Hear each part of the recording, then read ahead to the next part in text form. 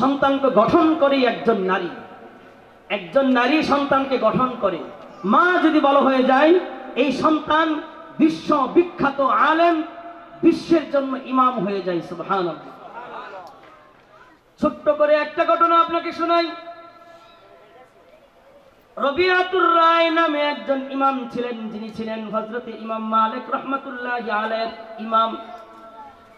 হযরত ইমাম মালিক রাহমাতুল্লাহি আলাইহির উস্তাদের নাম ছিল রবিআতুর রায়।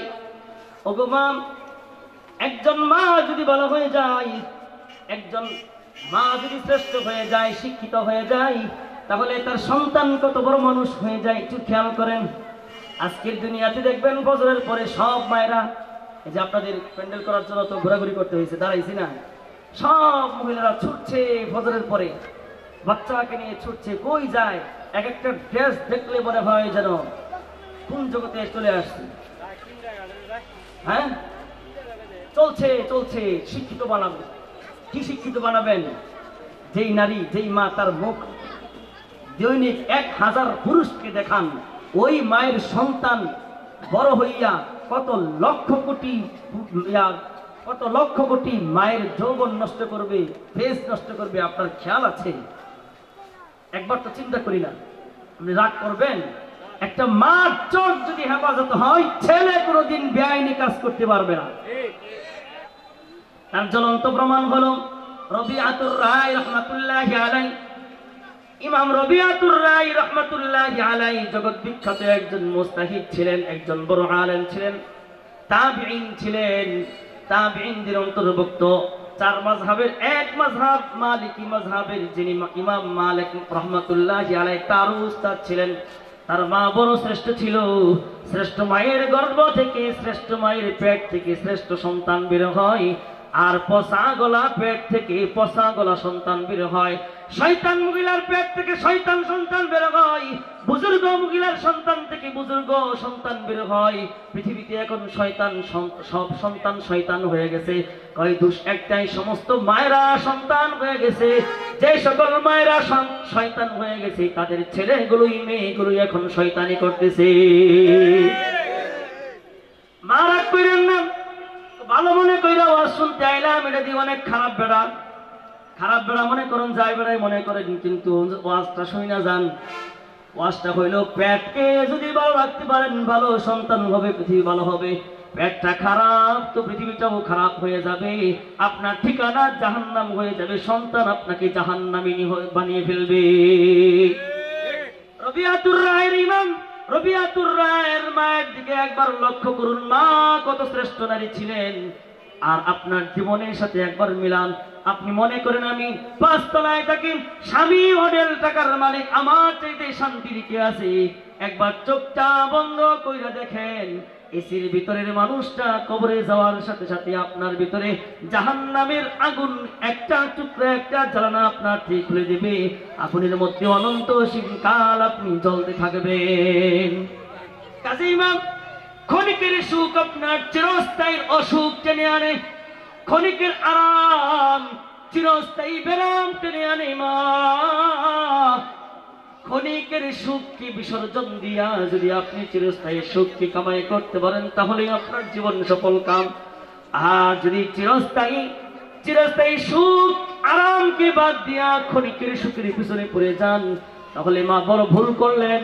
যে মায়েরা এখনো ভুলের মধ্যে আছেন, ভাই ভুল তো মানুষই করে, মা ভুল তো মানুষই করে। প্রথম মানুষ প্রথম ভুলের শিকার।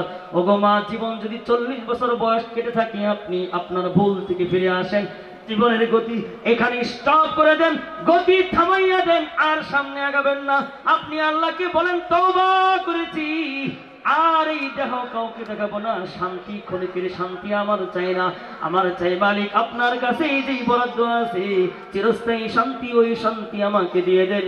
আজকে থেকে তওবা করে আমি ভালো হয়ে গেলাম। মা যদি এমন বলতে পারেন, তাহলে জীবনটা চোখ বন্ধ করবেন। আমার নবী বলেন, মা লা আইনুন রাআত ওয়ালা উযনুন সামিআত ওয়ালা খাতার আলা কলবি বাশার। ও নারী, তোমার জাহান্নাম থেকে বাঁচবার জন্য যদি 10 তলা ছাড়তে হয় ছেড়ে দাও। যদি 10 কোটির মালিক ছেড়ে দিতে হয়, 10 কোটি টাকা ছেড়ে দাও, তোমার কোনো কিচ্ছু আসে যায় না। কারণ তুমি এমন এক জান্নাতের মালিক হয়ে যাইবা যেই জান্নাতের একটা লাঠি পরিমাণ জায়গার দাম পৃথিবী বেচলেও ওই জায়গার দাম হবে না। কাজেই শ্রেষ্ঠ মা হইতে শিখেন। বাবা মা শিক্ষা দেয় নাই, কিন্তু হুজুরের মুখ থেকে কোরআনের বাণী হাদিসের বাণী শুনবার পরে আপনি যা সিদ্ধান্ত নেওয়ার জন্য আপনার ঘিলু দিয়েছেন আল্লাহ রাব্বুল আলামিন। এত সুন্দর বডি আপনাকে দিয়েছেন, এত সুন্দর একটা মাথা দিয়েছেন। এই মাথা কোন কাজে ব্যয় করতেছি একটু চিন্তা করেন। দুনিয়া, আপনার বোন চলে গেছে, আপনার মা চলে গেছে, আপনার দাদি চলে গেছে, সবাই তো চলে গেছে। কোথায়? বিল্ডিংও আপনার সাথে যায় নাই, আপনার মায়ের সাথে যায় নাই, টাকাও তো যায় নাই, সন্তানও তো যায় নাই, ও কলিজার টুকরা স্বামীটাও তো যায় নাই, একাই তো যাইতে হইল, কেউ তো ফিরে আসলো না। ওই দেশে যখন সফর করতেই হবে, তাহলে ওই সফরে কারা কারা যাবে একটু তালাশ কইরা দেখেন। আজকে বিলাসপুর কেন্দ্রীয় মসজিদের হুজুরের ওয়াজ ভালো নাও লাগতে পারে, ওই সুরহাজি মসজিদের ওয়াজ ভালো না লাগতে পারে, মতির মসজিদের ওয়াজ ভালো নাও লাগতে পারে, সাফরার মসজিদের ওয়াজ ভালো নাও লাগতে পারে, উন্নুরের মসজিদের ওয়াজ ভালো নাও লাগতে পারে, কিন্তু চোখ যেদিন বন্ধ হবে সেদিন ওই সমস্ত ইমামের কথা ছাড়া আর কিছুই দেখা যাবে না। রবিআতুর রায়ের ইমাম রবিআত, তার মা কেমন ছিল? তার বাবার নাম ছিল ফররুখ, আব্দুর রহমান ফররুখ। বাবাও একজন বড় বুজুর্গ ছিলেন, একজন যুদ্ধ ছিলেন। বাবা যুদ্ধে গেছেন, যুদ্ধে যাওয়ার সময় রবিআতুর রায় তার ছেলে তার বিবির পেটে, রবিআ তার মায়ের পেটে যুদ্ধে যাচ্ছেন। বাবা বিবির জন্য আর তার সন্তানের লালন পালনের জন্য 30,000 স্বর্ণ মুদ্রা তার বিবির হাতে রেখে গেছেন। বাবা, সন্তান হইলে খরচ করবা, তুমি খরচ করবা। 30,000 স্বর্ণ মুদ্রা দিয়া চলে গেছেন। এদিক দিয়ে রবিআতুর রায় হইছেন, বড় হইছেন, লেখাপড়া কইরা জগৎ বিখ্যাত একজন আলেম হয়ে গেছেন, একজন তাবি হয়ে গেছেন, ইমাম মালিকের উস্তাদ হয়ে গেছেন। আর ওদিক দিয়া দীর্ঘ 27 বছর পরে রবিআর বাবা যুদ্ধ থেকে ফিরে আসছে। ফিরে আসার পরে ঘোড়ার মধ্যে সওয়ার, পরনের মধ্যে যুদ্ধের পোশাক পরনে আছে। রবিআতুর রায়ের বাবা যুদ্ধ থেকে ফিরে আসছে, তার বাড়ি সে চিনতে পেরেছে। বাড়িতে গিয়ে দরজার মধ্যে করাঘাত করছে, দরজায় টোকা দিছে। দরজায় টোকা দিয়া ওই সময় তো নিয়ম ছিল, দরজায় টোকা দিলে ঘরের নারীরা নিশ্চিত না হওয়া পর্যন্ত কিন্তু ঘরের নারীরা দরজা খুলতো না। আজকে আপনি শহরে যান, প্রতিটা বাড়িতে যখন টোকা দিবেন, টোকা দেওয়ার সাথে সাথে দেখবেন নারী চলে আসছে। নারী আসছে তো আসছে, অনেক বাসার মেয়েদেরকে দেখবেন আসছে তো আসছে, তার মাথায় কাপড় নেই, বুকেও কাপড় নেই, এভাবে আপনার সামনে দাঁড়ায় গেছে। ময়লার বিল নিতে আসে, তার সামনে দাঁড়ায় যায়, অনেক মানুষ যায় তার সামনে দাঁড়ায় যায়। আমি মনে হয় অবাস্তব কথা বলতেছি। ও আমার মা, ঢাকায় যাওয়ার দরকার নাই, আমার বিলাসপুরে আপনি কালকে একটু ট্রাই কইরা দেখেন, বাসায় গিয়ে ডাক দিবেন। সর্বপ্রথম ঘরে পুরুষ থাকার পরেও, ছেলে থাকার পরেও সর্বপ্রথম মেয়েটা বেরিয়ে আসতে তো আসতেই বেহাল অবস্থায় আসছে। তাদেরকে বলি সর্বপ্রথম ওই নারীরা কিন্তু নিশ্চিত না হইয়া দরজা খুলতেন না। ঘরের মধ্যে রবিআতুর রায় এবং তার মা দুইজনে আছেন। টুকা পাওয়ার সাথে সাথে রবিআতুর রায় বাবা টুকার আওয়াজ পেয়ে রবিআ বের হইছে, মা কিন্তু ঘরে রইছে। রবিআ বের হইয়া যখন দেখলো অচেনা একটা মানুষ, কি বলেন, রবিআর কাছে অচেনা না চেনা একটা মানুষ। কেন অচেনা? কারণ জন্মের পরে বাবা দেখে নাই। অচেনা একটা মানুষ বাড়ির ভিতরে ঢুইকা পড়ছে। কোরআন এইটা নিষেধ করছে, অচেনা মানুষ বিনা অনুমতিতে বাড়িতে ঢুকতে পারবে না। ও শহরের বাসিন্দা ভাই, ও এলাকার বাসিন্দা ভাই, অনেক মানুষ টুকা দিয়া ডাকতে ডাকতে বাড়ির ভিতরে, ঘরের ভিতরে ঢুকা যায়। ভাবির ঘরের ভিতরে ঢুকা যায়, আসলে নাই। কোরআন বলে অনুমতি ছাড়া কারোর বাড়িতে কেউ ঢুকতে পারবে না। আর অনুমতি ছাড়া আপনি কারো বাড়িতে যদি কাউ ডাকতে যান, তাহলে কলিং বেল কয়বার চাপতে পারবেন? দরজায় কয়বার টোকা দিতে পারবেন? কোরআনে সরাসরি আয়াত আছে, লম্বা হয়ে যাবে, আয়াতের তর্জমা শুধু বলে দেই। কারোর বাড়ির সামনে যদি যাইতে হয়, কাউকে ডাকতে হয়, 3টা টুকার বেশি কি 3বার কলিং বেল চাপবার বেশি, 3বারের বেশি কলিং বেলের চাপ দেওয়া যাবে না। 3 টুকার বেশি কারোর বাড়ির সামনে দেওয়া যাবে না, দরজায় দেওয়া যাবে না, কোরআন নিষেধ করেছে। প্রথমবার কলিং বেল চাপ দেওয়া হবে, টুকা দেওয়া হবে, আওয়াজ নাই, দ্বিতীয়বার দেওয়া হবে, আওয়াজ নাই, তৃতীয়বার দেওয়া হবে।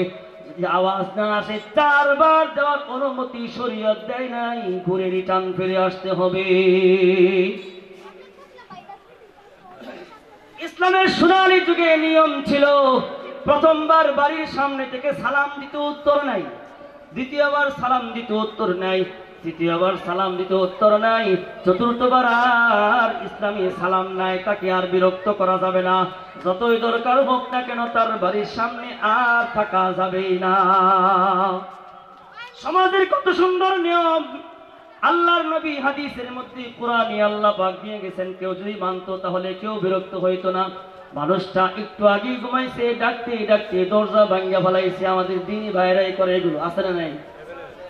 জাননেওয়ালা লোকেরাই করে। ওই দরজা ডাকতে ডাকতে ঘরে কেউ নাই, ইমাম সাহেবের বাড়িতে ডাকতে আসে বাধ্য হইয়া ঘরের পর্দানিসীন মাটা, ঘরের পর্দানিসীন বোনটা, ঘরের পর্দানিসীন বউটা বাইর ঘর থেকে আওয়াজ দিতে হয়, আপনাদের ইমাম সাহেব বাইক নাই। কথা বুঝছেন? এখন আসছে না নাই? রবিআতুর রায় বাবা মাছিনা একটা মানুষ দাঁড়ায় আছে। রবিআতুর রায় আদেশ লঙ্ঘন এবং অনিয়ম করার কারণে রাগ করে ফেলেছেন। রাগ করে বলছেন, আনতা দাখালতা আলা আমি ইয়া আদুবাল্লাহ, ও আল্লাহর দুশমন, তুমি কি ইসলামী নিয়ম জানো না? আমার বাড়ির উঠানে, আমার অন্দর মহলে তোমাকে ঢোকার অনুমতি কে দিয়েছে? বাবা কি? কারণ আলেম তো জেনে রাখবেন, আলেমরা সবসময় পাথির মতো কলজা নিয়ে আলেম বলে। যে আলেমের কলজা সুনের টুহার মতো, এটা আলেম না। কথা বুঝছেন? যে আলেমের কলজা সুনের টুহার মতো, এটা কোনো আলেমই না। আর যার কলজা ফাতির মতো বড়, মনে রাখবেন এর চেয়ে বড় আলেম নেই। এলেম কম থাকলেও বড় আলেম।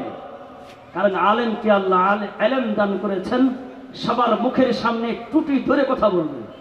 তার জবানকে আল্লাহ রাব্বুল আলামিন দরাজ করেছেন, এই জন্যে কণ্ঠ দিয়েছেন, এই জন্যে যে সকল কণ্ঠের ঊর্ধ্বের কণ্ঠ হবে আলেমের কণ্ঠ। তার কণ্ঠের উপরে কোনো কণ্ঠ হতে পারবে না, ঠিক কিনা বলেন? বলবেন কথা বললেই তো বলবেন এখন বিলাস করে আমার বিরুদ্ধে যারা বলে, থানাতে থাকতে আমার খালি থানারও দাঁড়ানো। তারপর তো তোর বাপের সামনে ওসি রফিকুল বর্তমান আছে রিমান্ডে, মোল্লা নজরুল নাম দিছে মোল্লা, কিন্তু জাহান নামের একটা কিট, ঠিক কিনা বলেন? কেমনে বলেন? সারা জীবনের আমল দেখলে বলা যায়, একটা আমল দেখলে এটা জাহান নামে যাওয়ার জন্য যথেষ্ট। মোল্লা নজরুল চিনছেন?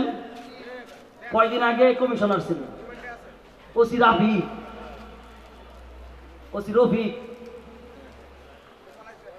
ডাকায়া তার রুমে ডাকায়া মনে করছিল যে হুজুরের উপরে জোর দিয়া গরম চোখ করে কথা বললেই হুজুরের সাউন্ড গরম হয়ে যাবে। তার সাউন্ড এখানে আলেমদের সাক্ষী রেখে, যদি থানার কেউ মানুষ থেকে থাকেন, না থাকলে যদি কোনো পুলিশ থেকে থাকেন, জিজ্ঞান রফিককে ফোন দিয়ে জিজ্ঞান আসলে ঘটনা সত্য। তার যত সাউন্ড তার চেয়ে ডাবল সাউন্ডে আমি কথা বলেছি। আমি বলেছি ইসলামের বিষয় আপনি আমার থেকে বেশি বুঝেন না। লাস্টে লেখা দিছে যে শেখ মুজিবের নামে এইভাবে দোয়া করতে হবে।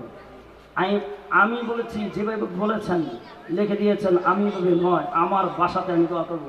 আমার বাসাতেই দোয়া করেছি, তার বাসায় দোয়া করিনি।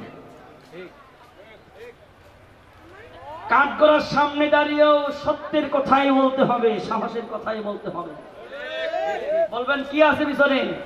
আমি বলবো কিছুই নাই, বাবা গরিব, 14 গোষ্ঠী গরিব, আজকে টুকা মারলে পিছনে দাঁড়ানোর মতো কেউ নাই।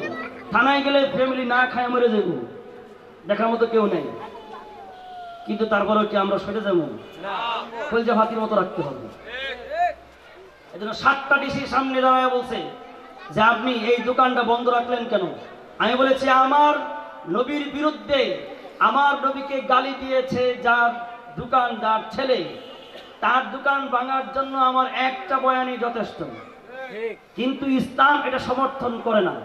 ইসলাম বলেছে কোনো অমুসলিমকে মুসলিম সমাজে নির্যাতন করা যাবে না। কেউ যদি করে আল্লাহ রাসূল সাল্লাল্লাহু আলাইহি সাল্লাম তার বিরুদ্ধে মামলা দায়ের করবেন। এই জন্য আমি বলেছি খোলা রাখলে সমাজের যুবকরা দোকানে আগুন লাগায় ঘুরাই দিবে। আমি বলেছি দোকান খোলা যাবে না ওসির অনুমতি পারমিশন ছাড়া। আমি বলেছি আপনার যেমন দায়িত্ব আছে মোল্লা নজরুল সাহেব, আমারও তেমন দায়িত্ব আছে, আপনারও দায়িত্ব আছে যেমন আমারও দায়িত্ব আছে, তাই বন্ধ রেখেছি। একবার না দুইবার বন্ধ করছি। কিন্তু যদি বুঝতাম যে সিদ্ধান্ত অন্যদিকে যাইতো তাহলে এদের বিরুদ্ধে পর্যন্ত অ্যাকশন যাইত। এবং তখন প্রস্তুত ছিল যুবকরা, আমাকে বলেছে শুধু একবার বলেন না। এখনো চলছে, মোল্লারাই বেশি যায় ওই দোকানে, বুরকাওয়ালিরাই বেশি যায় ওই দোকানে, যেই দোকানের মানুষেরা আল্লাহ নবীর গালি দিছে। জানি না পাকড়ি বন্ধুকে বই রেখে হ্যান্ডলোকে বই থাকে, বুকরা বড় নারী সব ওই দোকানে। ওই মেয়ে আপনি কি চিনেন না? মুসলমান চিনেন না? মুসলমান দোকান নেই, ওরা তো জানো। আল্লাহ বুঝার তৌফিক দান করেন। কথা চলে আসছে এই জন্য বললাম। কেন আসছেন আমার বাড়িতে? রবিয়ার বাবা যোদ্ধা না, बाप का बेटा सिपाही का घोड़ा, कुछ ना हो तो कुछ ना हो तो थोड़ा थोड़ा। बाप जेमन बेटाओ तेमन, बेटार गर्जन शुना बाबारो बेशी गर्जन। या हाजुबाल्लाह আমার বাড়িতে তুমি কেন, আমার ঘর থেকে তুমি কেন বের হইলা, তুমি ভিন পুরুষ আমার ঘরের মধ্যে কেন গেলা? তখন দুইজনের মারামারি শুরু হয়েছে, হাতাহাতি শুরু হয়ে গেছে। মনে করেন লাগালাই কই লাফারাত দোকান, তোমাকে ছাড়বো না। বাবা বলে তোমাকে ছাড়বো না, ছেলেও বলে তোমাকে ছাড়বো না। ঘটনা শুই না আশপাশের লোকজন সব একত্রিত হয়ে গেছে, পাড়ার লোকেরা চলে আসছে, খবর চলে গেছে মদিনার মসজিদের নববীতে। ইমাম মালিক রাহমাতুল্লাহি আলাইহি, তখন ইমাম মালিক রাহমাতুল্লাহি আলাইহি আপনার উস্তাদ রবিয়াতুর রায়ের সাথে এক ভিন্ন পুরুষ মারামারি লাগছে। চলে যান তাড়াতাড়ি, এলাকার লোকও চলে আসছে। সবাই মিলে যখন আসছে, ও মুরব্বী আপনার জন্য একটা আলাদা বাড়ি নির্ধারণ করে দেই। আমাদের সর্বশ্রেষ্ঠ ইমাম, আমাদের জগৎ বিখ্যাত ইমাম রবিয়ার সাথে আপনি ঝগড়া কইরেন না। তখন ফররুখ বাবা ডাক দিয়া বলে, আরে কি বলো, আমার জন্য আলাদা বাড়ি? আমি হইলাম আব্দুর রহমান ফররুখ, আমি হইলাম এই বাড়ির মালিক ফররুখ, আমাকে অন্য বাড়ি দিবা কেন?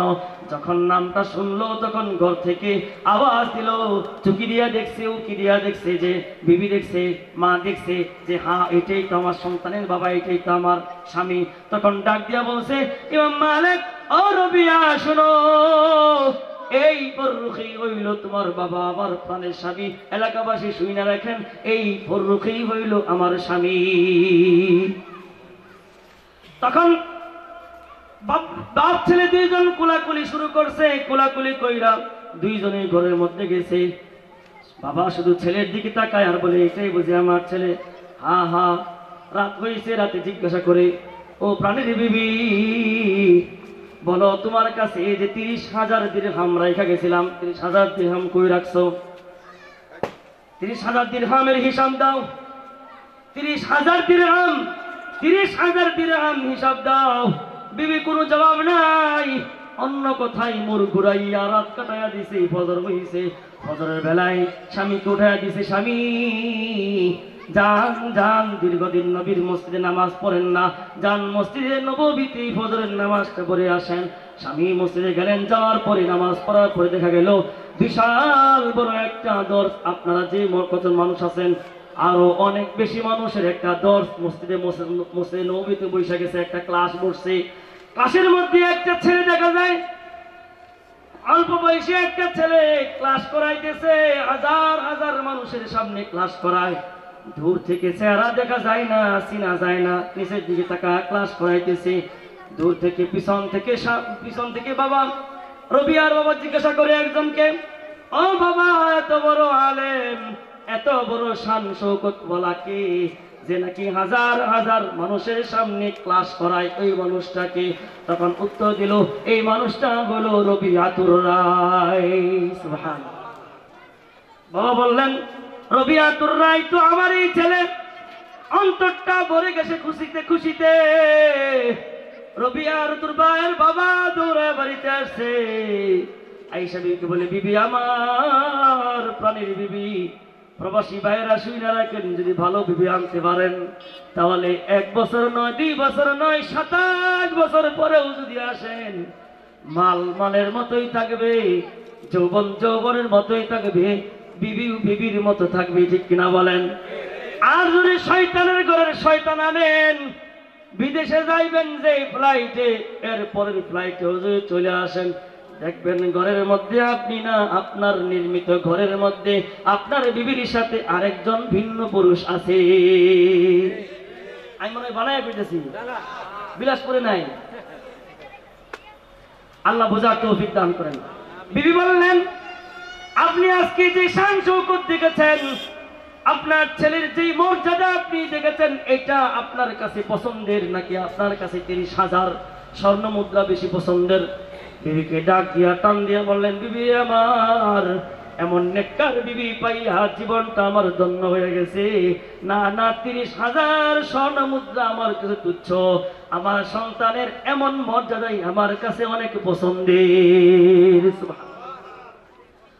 আপনি আপনার সন্তানকে দামি ভাইরাল করবার জন্য, দামি বানানোর জন্য আপনি বেগানা হইয়া কম কাপড় পয়রা আপনি বের হইতেছেন। দেখেন রবিয়ার মা তাকে ঘরে থাইকা থাইকা কত জগৎ বিখ্যাত আলেম বানাইছে। রবিয়ার মা চলে গেছে, কত বছর হয়ে গেছে, রবিয়া চলে গেছে, কত বছর হয়েছে, কিন্তু আপনার সামনে এখনো পর্যন্ত ইমামরা তার ঘটনা শোনায়। আপনি বেশি কাপড় পয়রা আপনার সন্তানকেও যদি জগৎ বিখ্যাত আলেম বানাইতে পারেন, জগৎ বিখ্যাত দার্শনিক বানাইতে পারেন, তাহলে আপনার ছেলের নামের সাথে সাথে আপনার নামটাও ইতিহাসের পাতায় উঠে পড়বে।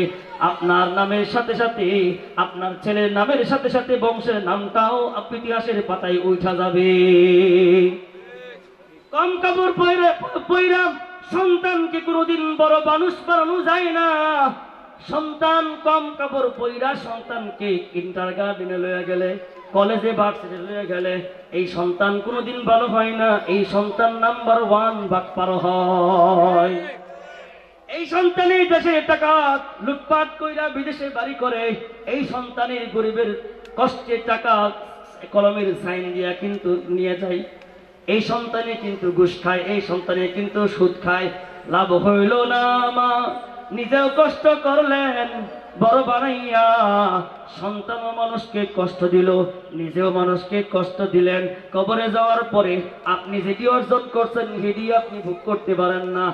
পরে আবার সন্তান যেটি পাঠানোর সাথে সাথে আপনার কবরে আযাব শুরু হয়ে যায়। কিন্তু আপনার সন্তান শুনে না। আপনার সন্তানকে কবর থেকে আপনি ডাক দেন, তু আঙ্গার গাছটি আজ মালেমা,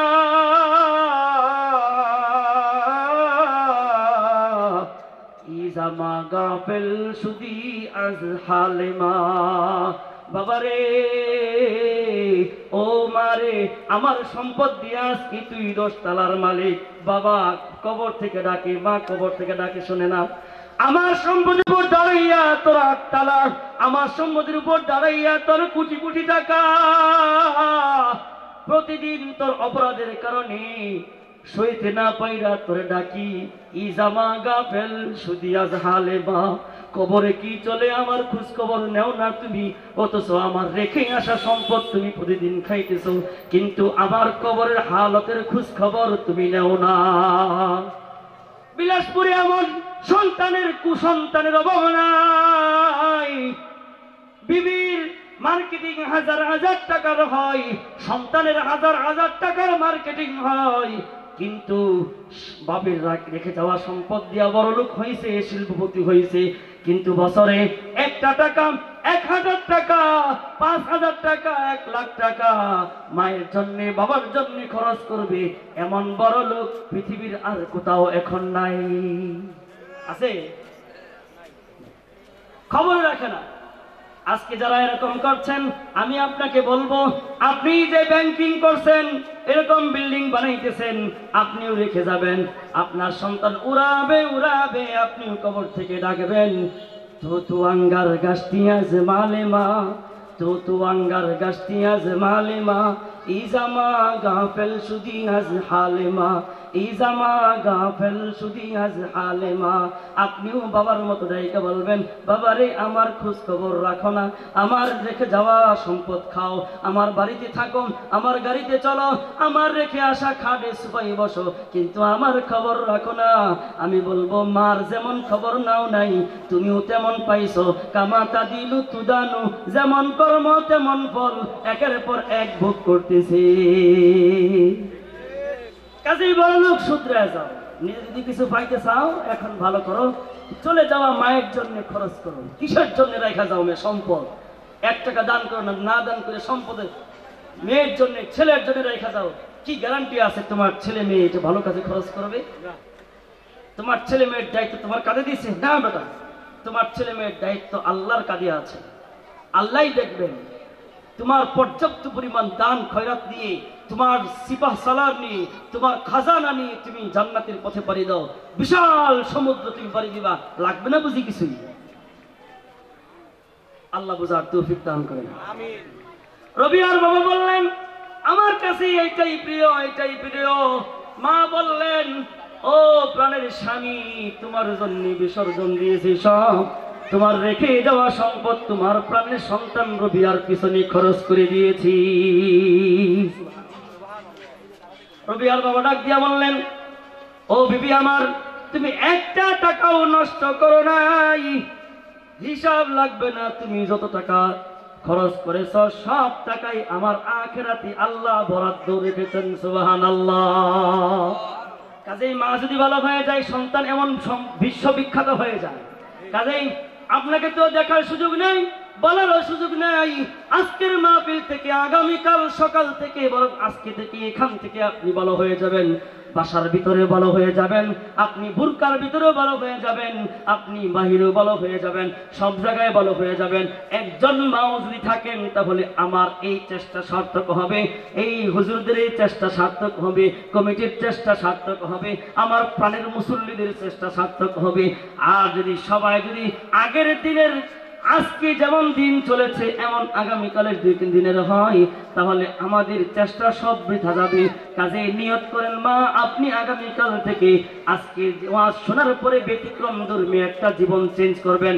আমি অতীতে দেখেছি, আসার পরে কিছু মহিলাদেরকে মুখ খুইলা চলাফেরা করছে, অথবা শুধু হিজাব পইলা চলাফেরা করছে, আমার নজরের মধ্যে পড়েছে এখন তারা পূর্ণ পর্দার সাথে চলাফেরা করে। খবর রাখেন, এবার খবর না রাখলে মতো করে মুখাম নেই। আর এটা ব্যাপারটা যে এখন খালি দেখি আমি, কথা বুঝলেন না?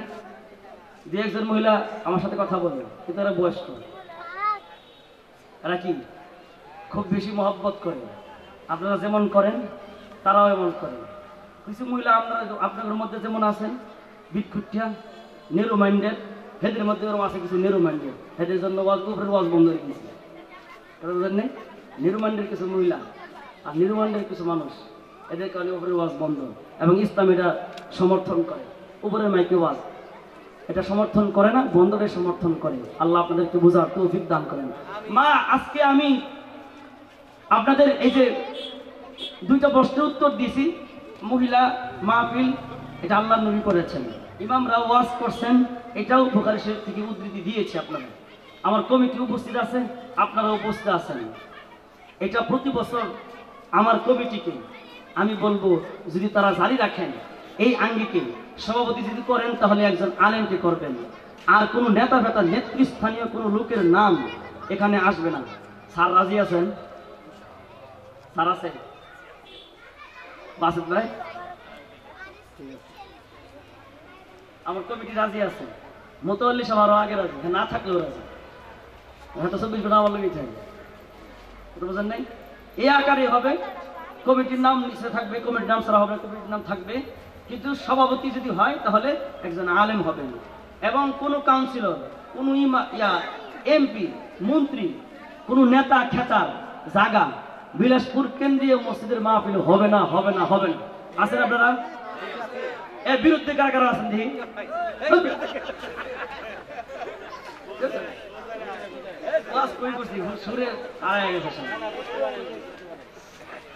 কিছু করতে হয়। রাগ করছেন? কিছু না হলে এবার ডাল টক মিষ্টি না মিলে করলে হয়। আমার কাছে হাত উড়ে গেছে, টেস্ট করলাম এটা। তাহলে বিরোধিতা করবেন না তো ইনশাল্লাহ? শুনেন, এই ওয়াজের প্যান্ডেলে সবচেয়ে বেশি অবদান রাখছে আমার প্রাণের মুসল্লি ভাইরা, মুসল্লি বোনেরা। গেছেন কেন কিনা আছেন? রাতের খাবার দাওয়াত দিচ্ছিলাম, লয়ে যায় খাবার খাওয়া যাবেন। তবে আপনাদেরকে বলি, আপনাদের এই মাহফিল যদি আপনারা জারি রাখতে চান, যদি আপনারা টাকা দেন মাহফিল জারি থাকবে। আমার ঠেয়া বসছে না, পুরুষ বারবার আপনাদের জন্য মাহফিল করতাম। আপনার টেয়া নাই? কি করেন মহিলাকে টেয়া নাই? এই সব ক্যাশ, পুরুষদের ক্যাশ, মানে বেশিরভাগ পুরুষের ক্যাশ কই আসলে নাই? আছে। অনেক পুরুষ এমন আছে মসজিদে আমি যেখানে দান করেন কোন দিয়ে বাসায় দিতাম, আছে? রাগ করেন না, আছে। তার মানে ক্যাশ আপনাদের কাছে, ক্যাশ যদি আপনাদের কাছে থাকে তাহলে আপনাদের জন্য ওয়াজ হবে। তাহলে প্যান্ডেল খরচ কে দিবে? পুরুষ। যার কাছে ক্যাশ নাই। খাওয়া খরচ কে দিবে? পুরুষ, যার কাছে ক্যাশ নাই। এই যে মাইকিং খরচ, প্রজেক্টর খরচ, প্রজেক্টরের কথা রয়ে গেছে। অনেক মা বোনেরা প্রজেক্টরের বিরোধী, আমিও বিরোধী, শরীয়তও বিরোধী, প্রজেক্টর এলাও করে না। কিন্তু তারপরেও দিছি কেন বলেন তো? দুইটা পয়েন্টের কারণে। এখানে অজুর প্রদর্শনী এবং নামাজের প্রদর্শনী আছে। প্রদর্শন সবার দরকার নাই। এই এলাকায় অনেক আলেমা বউ আছে, আমি জানি, আমার ছাত্রীও আছে, অনেকে উপস্থিত এখানে আছে, প্যান্ডেলে আছে। তাদের তো প্রদর্শন দরকার নাই। অনেক আলেমার মা আছে, প্রদর্শন দরকার নেই। তাবলিগি জামাতের বোনেরা আছে অনেক আরবি শিক্ষিত, তাদের প্রদর্শন দরকার নেই। অনেক মহিলা এরকম আছেন জীবনে ভুলেও টাকায় পশ্চিম দিকে পড়ে নেয়, আছে না নাই? তাদের জন্য প্রদর্শনের জন্য ব্যবস্থা রাখছি। তারা যেন দেখা ওযু শিখতে পারে, নামাজ শিখতে পারে। এখানে একজন ইমামকে দায়িত্ব দেওয়া হয়েছে, উনি প্র্যাকটিক্যাল, আমি এসে দেখছি যে উনি বলতেছেন, আরেকজন প্র্যাকটিক্যাল দেখাইতেছে, সিরাজ সাহেব। প্রজেক্টরকে বলছি যে তুমি ক্যামেরা দুইটা ভালো করে দেখাইবা, যাদের দরকার তারা দেখে শিখবে। তবে এটা এবারে রাখছি, আগামীতে যদি এই পার্টি বেশি হয় রাখবো, আর না হয় এটা প্রজেক্টর আওয়াজ বন্ধ, প্রজেক্টর বন্ধ। কথা বলছেন? প্রয়োজন যদি পরে আপনার যদি থাকে যে এই পার্টি আছে অনেক, বুঝি যে আমার মুসল্লি মহিলাদের মধ্যে এই পার্টিটার সংখ্যা আছে, তাহলে দিমু তাদের জন্য। এই জন্য দেখবেন আমরা কিন্তু দুইটা যাওয়ার সিদ্ধান্ত নিয়েছিলাম। যাদের প্রজেক্টর দেখার দরকার নাই তারা বসবে আপনাদের পিছনে এখানে, আর যার দরকার আছে তারা যাবে গেলে, সিস্টেম করে দিয়েছে। তো আপনাদের মাহফিলের খরচ কিন্তু অনেক বেশি হয়ে গেছে। দেখেন এত বড় আজকে আপনার ওই গ্যারেজে আপনারা যদি টাকা দিতেন সুন্দর ব্যবস্থা করতে পারতাম। গ্যারেজের বসার জায়গাটা কিন্তু সুরকি রয়ে গেছে, আমাকে মাফ করবেন। বসার পর্যাপ্ত পরিমাণ ভালো জায়গা আপনাকে দিতে পারি নাই। দোয়া যদি করেন আর সমর্থন যদি করেন তাহলে হতে পারে আগামীতে কমিটি এর চাইতে উৎকৃষ্ট মানের এবং শুধু বিলাসপুর নয়, সারা বাংলাদেশের মধ্যে শ্রেষ্ঠ একটা মাহফিল কমিটি আপনাদেরকে উপহার দিবে, যদি আপনারা সব রাজি থাকেন। রাজি আছেন? কারণ এই যে মাহফিলটা শুধু বিলাসপুর না, এমন মাহফিল খুঁজে পাবেন না, শুরু হবে ইনশাল্লাহ। তো আজকের প্যান্ডেলে খরচ হয়েছে, পুরুষরা অনেক অংশগ্রহণ করেছে, ভলান্টিয়াররা আছেন। আজকের মাহফিলে যত টাকা খরচ হয়েছে মোটামুটি 50,000 টাকার মতো খরচ হয়েছে। আপনারা মহিলা প্যান্ডেলে যারা আছেন, যার থলিতে যা আছে, একটা কথা কিন্তু আমি রাইখা আসছিলাম পিছনে, যে মহিলারা আল্লাহ নবীর ওয়াজ শুনে কি করছে, প্রতিক্রিয়া কি ছিল? আল্লাহ নবীর ওয়াজ শুনে তাদের প্রতিক্রিয়া ছিল ফাজাআলাতিল মারআতু, মহিলারা তাদের কুরতা ওয়াল খাতামা, তুলকিল কুরতা ওয়াল খাতামা, মহিলারা তাদের কানের দুল, নাকের ফুল, স্বর্ণের চেন খুইলা আল্লাহ নবীর কথা শুনে তারা দান করা শুরু করছে। বেলাল টুনা ভাবছে, টুনা বুঝেন? পাঞ্জাবি কাপড়ের টুনা ভাবছে, ভাইটা কয়ে দেন। বেলাল রাদিয়াল্লাহু তাআলা আনহু এভাবে নিয়ে কাপড় নিয়ে গেছেন, আল্লাহ নবী ওয়াজ করছেন, আর মহিলাদের কানের দুল, নাকের ফুল আর তাদের গলার মালা আল্লাহ নবীর কাছে দিয়ে দিয়েছেন। জাহান্নামের কথা শুই না, আপনাকে নাকের ফুল দেওয়ার কথা বলছি না, আপনার নাকের ফুল আপনার কাছে রাখেন, গলার চেইনও রাখেন, কানের দুলও রাখেন, হাতের বালাও রাখেন, আবার কি পায়ে একটা করে এটাও রাখেন, আরো কি কি জানি সব রাখেন, কিছু দরকার নেই, শুধু মাহফিলের খরচটা দিয়ে দিবেন। আর রমজান আসলে হিসাব কইরা চুরি, বালা, কানের দুল, নাকের ফুল, গলার চেন, আরো কি কি আছে, যত অলংকার আছে সমস্ত অলংকার যদি 52.5 তোলা রূপার দাম হয় জাকাত দিতে হবে। না দিলে হুজুর বলে গেছেন গলার মধ্যে সাপ বানাইয়া পরাইয়া দিবেন। যদি না পড়তে না চান জাকাত দিবেন, আর পড়তে চাইলে না দিয়ে যান কবরে, ওই দিন দেখতে পারবেন সাপ পরাইয়া দিচ্ছে। এজন্য ভলান্টিয়াররা নেমে যান, মহিলাদের প্যান্ডেলে আপনারা নেমে যান। এখানে আপনারাও কিছু কিছু আপনাদের পকেটে যা আছে মোটামুটি কিছু দিলে ভালো হয় না, রাগ করবেন।